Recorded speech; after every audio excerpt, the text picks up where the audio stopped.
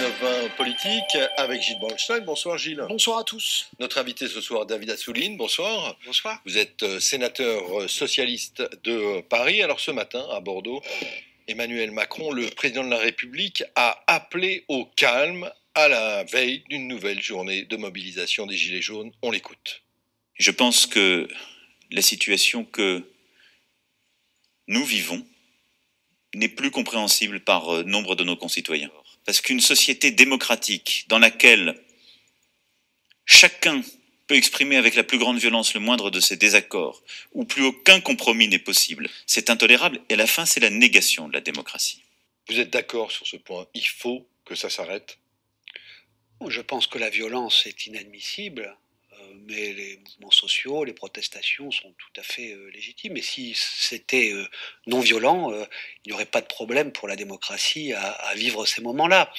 Donc je pense que très vite, il faudra, au-delà des conclusions du grand débat, remettre ce qu'il a dénigré, Emmanuel Macron, et ça lui revient comme un boomerang, les corps intermédiaires, c'est-à-dire les parlementaires, les élus, mais aussi les syndicats, autour d'une table pour avancer sur des solutions qui fassent ce compromis qu'il souhaite dans cette déclaration.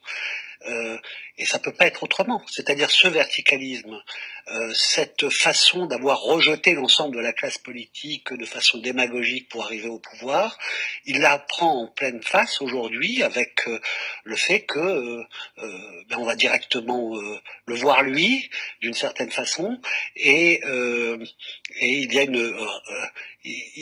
il y a une mise hors jeu dans sa pratique du pouvoir de tout ce qui permet à une société d'avancer avec ses nuances, ses débats, ses propositions, ses compromis, parce que les syndicats et le Parlement, le Sénat comme l'Assemblée nationale ont été vécus comme des empêcheurs d'avancer. Voir les associations, mais comme vous parlez effectivement du grand débat et des propositions dans la majorité, on peut dire qu'il y a une certaine ébullition. Beaucoup de leaders de la majorité appellent à une remise à plat de l'ensemble de la fiscalité. Hugues Rançon, vice-président de l'Assemblée nationale, aujourd'hui dans le monde prêche par exemple la fusion de la CSG et de l'impôt sur le revenu. Il faut tout revoir en matière fiscale en France. Oui, bien entendu, mais dans le sens de la justice. Parce que on a l'habitude bien sûr qu'il faut des réformes pour qu'un pays ne se fossilise pas. Sauf qu'à chaque fois, les réformes, c'est des réformes qui produisent de l'injustice sociale ou de la régression sociale. Or, bien entendu, et d'ailleurs, cette fusion était quelque chose pour laquelle je me suis battu, et malheureusement, on l'a pas fait. Mais oui, mais avec une vraie progressivité, avec une vraie justice, avec le fait que les plus riches payent plus, et notamment ça commencerait par le bon bout, si tout de suite on remettait l'ISF en place, ça enverrait un signe à la société. Donc on peut nous parler encore de tout remettre à plat, mais il y a une mesure très simple que M. Rançon pourrait faire adopter par son groupe à l'Assemblée nationale, c'est le rétablissement de l'ISF. Il ne l'évoque pas dans son interview au Monde. Gilles Bornstein. Manifestation importante à Alger encore cet après-midi. Est-ce que vous croyez à un printemps algérien ? Je ne vais pas faire de suppositions et puis faire des comparaisons historiques, parce que en tous les cas, le fait que le peuple reprenne son destin, descende dans la rue de façon pacifique, assez joyeuse, avec beaucoup de jeunes, et notamment des jeunes femmes, tout cela sent bon la liberté. Et en même temps, je sais que ils ont vécu dans les années 90 le trou noir avec l'islamisme et cette centaine de milliers de morts. Ceux qui sont dans la rue étaient pas nés en 90. Oui, oui, mais en même temps, cette mémoire-là est là, et donc je suis optimiste sur le fait que il y a cette conscience qu'on ne peut pas retomber là-dedans. C'est-à-dire que malheureusement, certains printemps arabes ont été kidnappés par les islamistes. Il y a le contre-exemple de la Tunisie qui est vraiment réconfortant.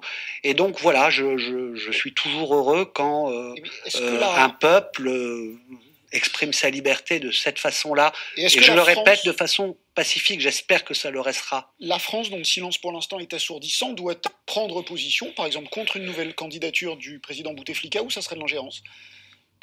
pense pas que c'est à la France, surtout vu les relations passées de la France avec l'Algérie, qui a à dire qui doit être candidat ou qui ne l'est pas. Mais en tous les cas, la France doit absolument montrer toute sa bienveillance envers tous ceux qui, dans le monde, veulent plus de démocratie et de liberté.